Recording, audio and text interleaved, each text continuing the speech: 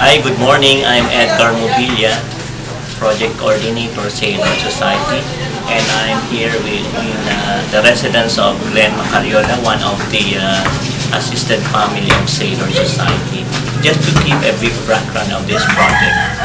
Actually, Typhoon Yolanda was one of the strongest tropical cyclone ever recorded in the modern history, which left thousands of people homeless and helpless. As the country shows signs of recovery, Sailor Society knew that there was more work to be done, more than providing houses and building holistic communities.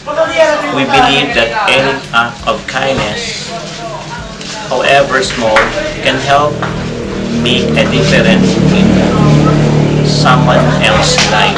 With this, let us hear from one of the few families assisted by Sailor Society here in Tacloban City. With me is Glen Macariola.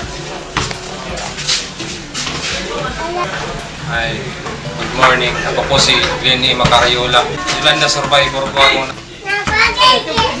Yung naranasan ko po sa bagyong Yolanda, yung nakasakay ako sa barko. Ako lang mag-isa naka-duty doon. Iniwanan ako ng ibang kasama ko kasi nataranta na sila.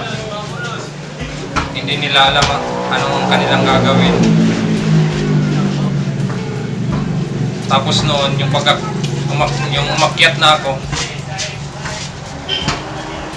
yung nakita ko, hindi ko akalain na ganun palang mangyayari kasi nandun ako sa baba. Tapos yung humupa na yung bagyo, tumulong pa kami ng ibang tao, mga 11 katao. Tinulungan namin para masurvive sila, pinakain namin.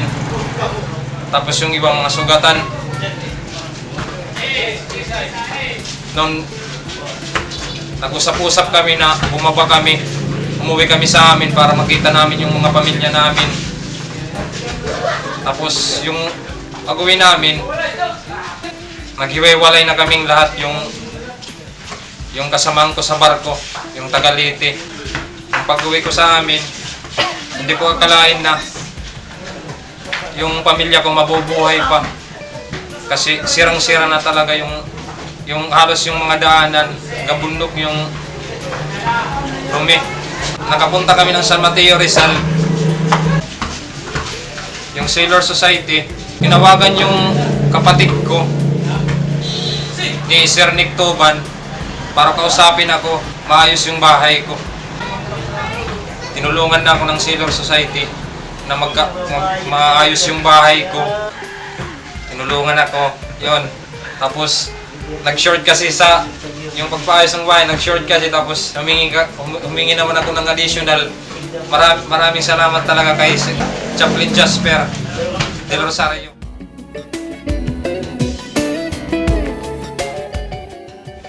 The Management Sailor Society, April 16, 2015. Dear Sir, Ma'am, my husband Rodrigo Abad, a seafarer, and I is very much thankful to your good office of helping our situation. This amount to receive from your office gives and start a new strength of our living, and most of all, for spiritual support and prayers from the entire chaplaincy body of the Sailor Society, as well as those people who in one way or another give to help people in need like us we are. Thank you very much, and we will not forget Sailor Society to your being kind-hearted. God bless you all. Respectfully yours, Mr. and Mrs. Rodrigo Abad and Chona Abad.